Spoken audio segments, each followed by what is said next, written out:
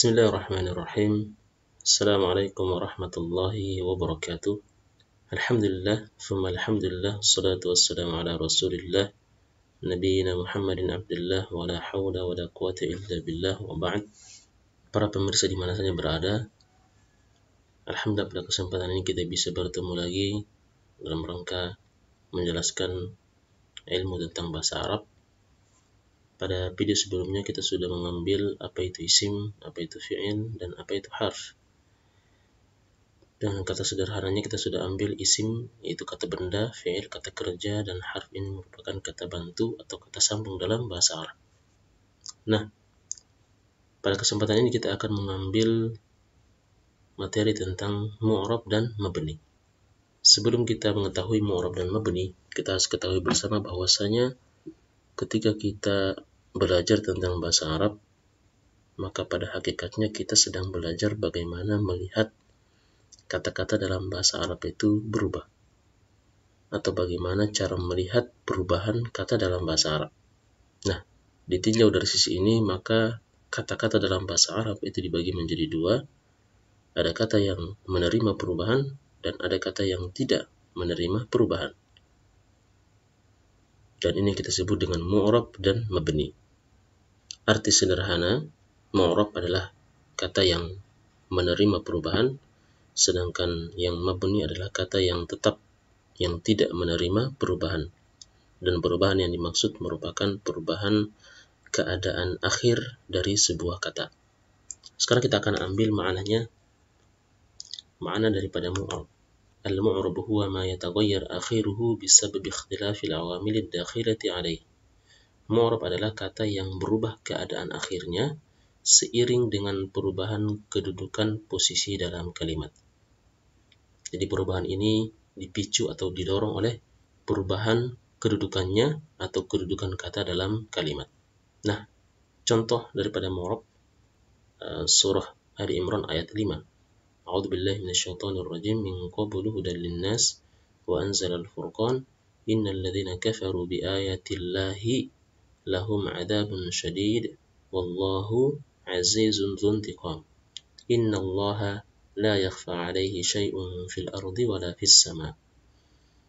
Di sini kita melihat dalam dua ayat ini lafaz Allah dengan keadaan akhir yang berbeda-beda.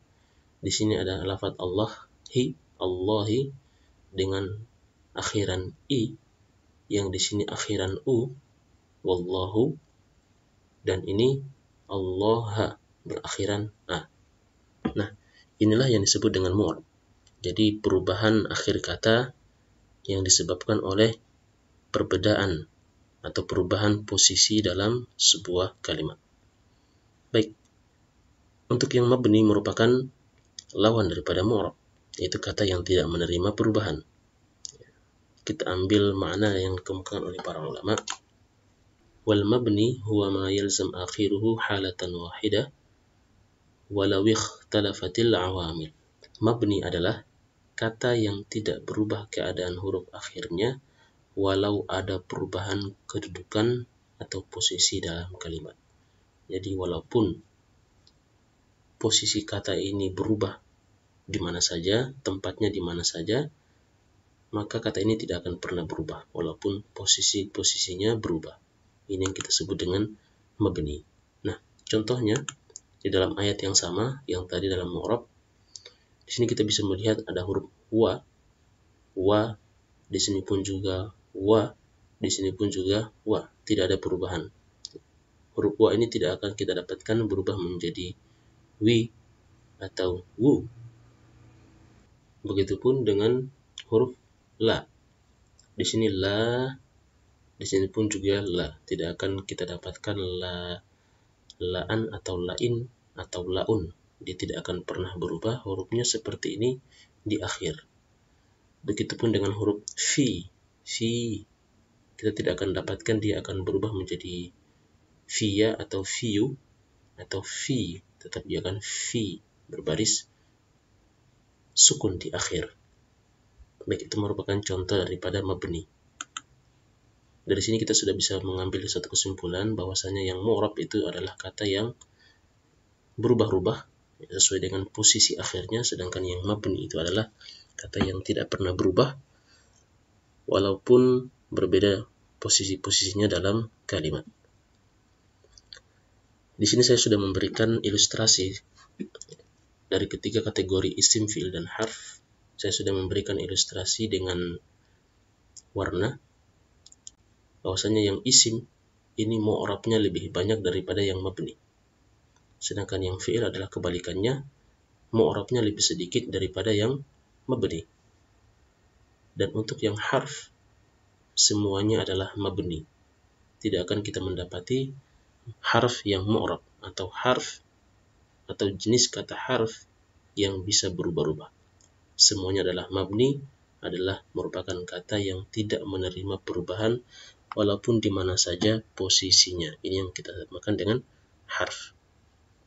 Baik, sekarang kita akan lihat kira-kira apa saja yang mu'rab dari isim dan apa saja yang mabni dari isim, begitupun dengan fi'il. Sedangkan untuk harf tidak perlu kita cari tahu karena semuanya adalah mabni. Maka setiap mendapati harf, maka dia adalah mabni, kata yang tidak menerima perubahan. Sekarang kita akan lihat yang isim, apa saja itu yang mu'rab. Yang mu'rab dari isim terbagi menjadi dua. Karena kita ketahui bersama bahwasanya mu'rab itu adalah perubahan keadaan akhir sebuah kata. Nah, di sini perubahan akhir sebuah kata itu ada yang dari segi harokat, kemudian ada yang dari segi huruf. Jadi ada kata yang berubah harokatnya di akhir dan ada yang berubah hurufnya di akhir. Yang berubah harokatnya itu adalah isim mufrad, itu kata benda tunggal.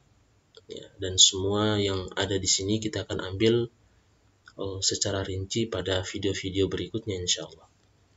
Jadi yang berubah harokatnya di akhir itu adalah isim mufrad, yaitu kata benda tunggal.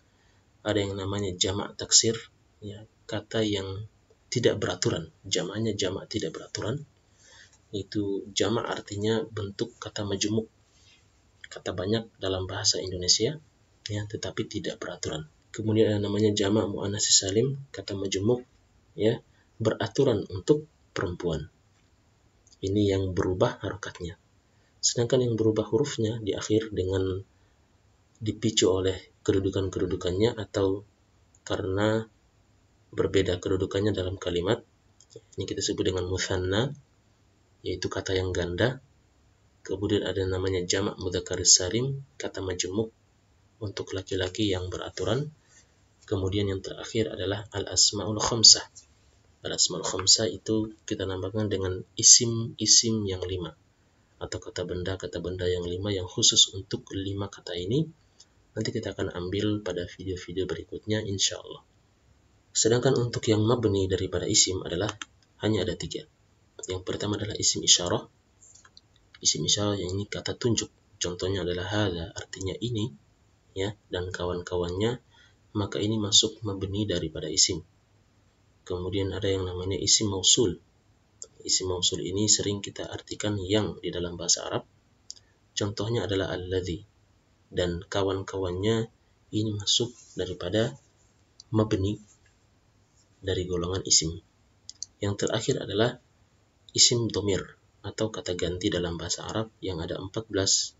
Ini semuanya adalah mabni, tidak menerima perubahan keadaan akhir kata. Baik, sekarang kita ke fi'il. Untuk yang fi'il, di sini saya sudah memberikan ilustrasi dengan warna, bahwasanya yang mu'rab, ini dan ini yang mabni lebih banyak. Dari mana kita bisa lihat bahwa persentasi yang mabni itu lebih banyak daripada yang mu'rab? Seperti ini. Jadi fi'il kita ketahui bersama bahwasanya dia terbagi menjadi 3. Ada kata kerja lampau, kata kerja sekarang, dan kata kerja bentuk perintah.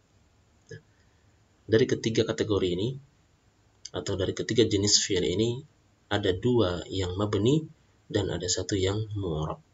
Maka di sinilah kita bisa melihat presentasi banyak sedikitnya mu'rab dan mabni. Nah, yang mabni itu ada 2, yaitu fi'il madhi yaitu kata kerja lampau, dan fi'il amr atau kata kerja perintah. Ini kedua-duanya adalah fi'il yang mabni atau kata yang mabni, kata yang tidak menerima perubahan akhir.